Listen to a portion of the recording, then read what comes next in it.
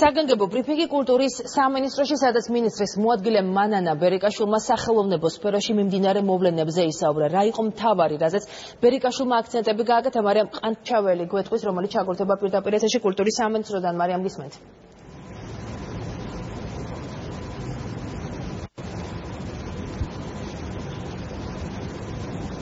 საგანგებო ბრიფინგი კულტურისა და ძეგლთა დაცვის სამინისტროში სულ ცოტა ხნის წინ დასრულდა. მინისტრის მოადგილე მანანა ბერიკაშვილი მევიოლინე ლიანა ისაკაძის გუშინდელ ღია წერილს გამოეხმაურა და განაცხადა, რომ სამინისტროს მხარდაჭერით და დაფინანსებით განხორციელებული ათობით მნიშვნელოვანი პროექტისა და ფესტივალის ფონზე ძალიან სამწუხარო, რომ ბოლო დროს სტრუქტურა მიზანმიმართული და უსაფუძვლო კრიტიკის საგანი გახდა.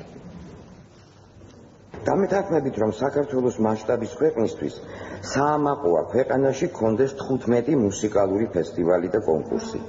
მხარს უჭერდა და აფინანსებდა 4 საერთაშორისო თეატრალურ ფესტივალს და საერთაშორისო მასშტაბის 6 კინოფესტივალს.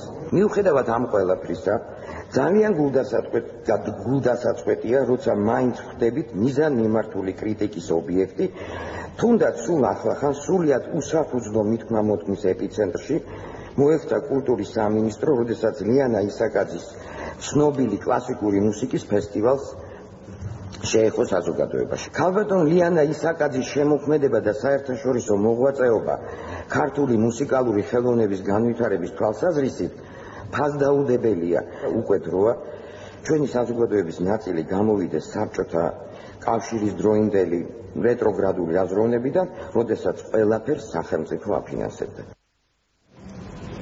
შეგახსენებთ, რომ ლიანა ისაკაძემ გუშინ ღია წერილში კულტურისა და ძეგლთა დაცვის სამინისტრო გულგრილობაში დაადანაშაულა. მისი განცხადებით, სამინისტროს მიერ ფესტივალისთვის ღამის სერენადებისთვის გამოყოფილი 110,000 ლარი საკმარისი არ არის და საჭიროა 250,000 ლარი. წინააღმდეგ შემთხვევაში წელსაც ფესტივალს პრობლემები შექმნება ისევე როგორც ჩარშან, როდესაც არის საკმარისი დაფინანსების გამო 4 თვის განმავლობაში ორკესტრი უხელფასოდ დარჩა.